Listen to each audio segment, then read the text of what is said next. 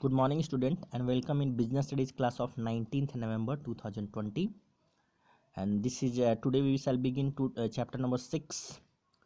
और जैसा कि मैंने आप लोगों को सिलेबस पहले शेयर किया है, आप लोग सिलेबस ज़रूर देखिए और सिलेबस में क्या पढ़ाई नहीं हुई है इसके बारे में आप मुझे अवगत करा दीजिएगा अगर मुझसे कोई भूल हुई तब।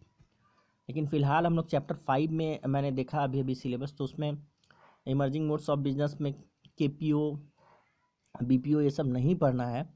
आपको केवल पढ़ना है ट्रेडिशनल बिजनेस और ई बिजनेस में क्या फ़र्क है और ई बिजनेस में हम लोग क्या क्या जो है ई बिजनेस कैसे सेटअप कर सकते हैं, बस उतना ही पढ़ना है। तो कल जो हम लोगों ने उस पर डिस्कस किया था बस वही है। और इसका नोट्स जो है पूनम गांधी के बुक से हम आपको बाद में अवश्य मुहैया करा देंगे ताकि आप लोग उससे लिख सकें और रिमेंबर कर सकें। तो हम थोड़े थोड़े पढ़ाई के क्रम में आगे बढ़ते हैं। चैप्टर 6 ये हाफ ईयरली चैप्टर तक का ये जो है लास्ट चैप्टर है, इसको हम यहाँ आपको बता देते हैं।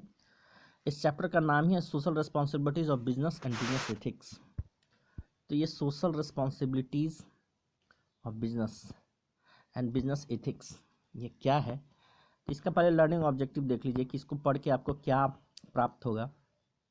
सबसे पहले after studying this chapter you should able to know concept of social responsibility, discuss the need for social responsibility, identify social responsibility towards different interest groups, analyze the relationship between business and environmental protection, and at last define the concept of ethics यानी कि business का क्या नैतिकता है, business ethics, and state the elements of business ethics और इसका क्या element है ये हमें पढ़ना है। तो सबसे पहले हम लोग आगे डिस्कस करेंगे इसको कि हम लोग सोशल रिस्पॉन्सिबिलिटी से समझते क्या है। तो मैं थोड़ा सा इसका बता देता हूँ कि सोशल रिस्पॉन्सिबिलिटी क्या है।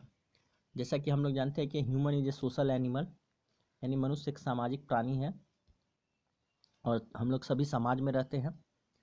और समाज में रहने का अर्थ ये नहीं है केवल हम मनुष्य के साथ रहते हैं, हम अपने प्रकृति के साथ भी रहते हैं और हमारे आसपास का जो प्रकृति है, जो वातावरण है और जो फ्लोरा एंड फ्यूना है उसके साथ भी रहते हैं।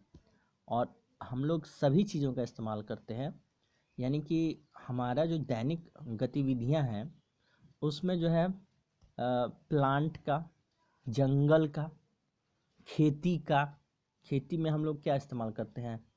हम लोग आप देखिएगा कि पानी का हम लोग इस्तेमाल करते हैं भरपूर मात्रा में सिंचाई के लिए, और फिर आप देखिएगा कि भूमि का इस्तेमाल करते हैं, ज़मीन का इस्तेमाल करते हैं। उसके बाद अगर पेड़ से आम निकल रहा है या किसी भी तरह का फल निकल रहा है तो हमें प्रकृति ही दे रही है। उसके बाद हम लोग हमारे आसपास के जो हम लोग एनिमल प्रोडक्ट पर बहुत सारे चीज़ बेस्ड है। जैसे गाय को ले लीजिए तो गाय से हम लोग को दूध प्राप्त होता है और उसके गोबर से हमें खाद मिलता है, और दूध से भी कितना तरह का प्रोडक्ट हम लोग को मिलता है और कितना ब्यूटी क्रीम हुआ आपको देखिए, या आपको मेडिसिन में दूध का इस्तेमाल होता होगा, वी डोंट नो। और पेड़ पौधों में जो आयुर्वेदिक गुण होते हैं उसका भी इस्तेमाल तमाम प्रकार की दवाइयों में होता है। तो हमारा जीवन जो है फ्लोरा एंड फ्यूना हमारे प्रकृति पर ही निर्भर है अभी भी। जो हम लोग देखते हैं गाड़ी में हम लोग देखते हैं कि हम लोग अगर गाड़ी से जाते हैं तो लोहा भी हमें प्रकृति ही देती है, पेट्रोल भी हमें प्रकृति ही देती है।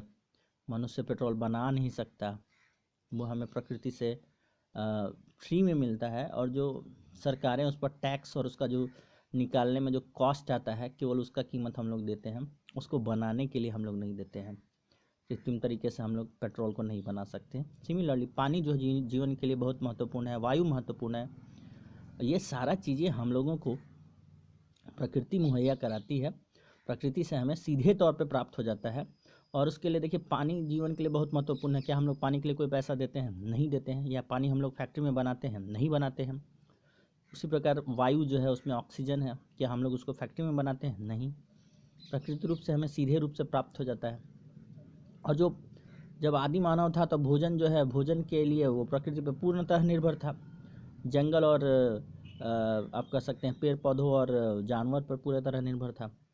तो आज का मानव जो सभ्यता का विकास हुआ है, तो आज का मानव भी जो है, हम लोग घर बनाते हैं, तो घर में भी देखिए सीमेंट का है और बालू है और जो गिट्टी है, जो छड़ है, ये सब हमें प्रकृति से प्राप्त होती है। हम लोग केवल कंपोजिशन को चेंज करके हम लोग सीमेंट बना देते हैं, और फिर सीमेंट का इस्तेमाल अपना घर बनाने में, ब्रिज बनाने में और क्या क्या तमाम प्रकार का कंस्ट्रक्शन करने में करते हैं। ठीक उसी प्रकार जो सरिया है लोहा का है, तो वो भी हमें प्रकृति से प्राप्त होता है। कहने का अर्थ ये है कि आज का जो व्यवसाय है, बिजनेस है, जो तमाम प्रकार का प्रोडक्ट हमारा मार्केट में अवेलेबल है, सारा के सारा प्रकृति से ही प्राप्त होता है। और उसका केमिकल का हम लोग को ज्ञान है, तो हम लोग केमिकल का कंपोजिशन चेंज करके हम लोग तरह तरह के जो है प्रोडक्ट बनाते हैं, खाद्य पदार्थ हो चाहे मेडिसिन हो, और फिर उसका हम लोग ट्रांसपोर्टेशन करते हैं, एक जगह से दूसरे जगह ले जाते हैं, उसका व्यापार करते हैं और उस पर लाभ कमाते हैं, और लाभ से ही पूरा समाज को फ़ायदा होता है।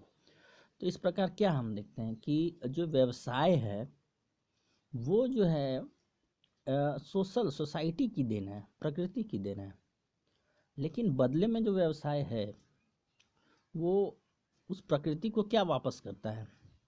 तो आप देखिए कि डेवलपमेंट, विकास के नाम पे क्या होता है कि हम लोग जो है व्यवसाय, जो फैक्ट्री है, जो बड़े बड़े उद्योग लगे हुए हैं, उससे बहुत ज़्यादा मात्रा में वायु प्रदूषण, जल प्रदूषण और भूमि प्रदूषण होते रहता है।